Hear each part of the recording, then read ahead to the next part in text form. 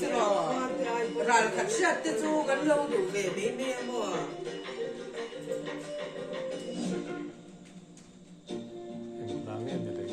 cái quang này mà muốn tập bài mà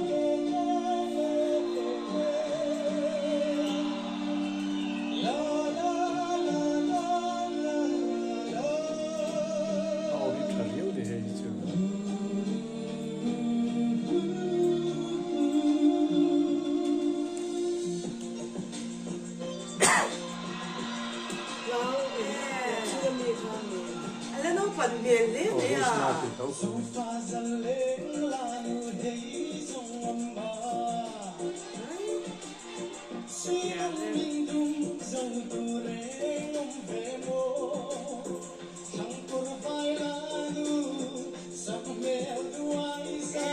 ôi nó kìm dậy dậy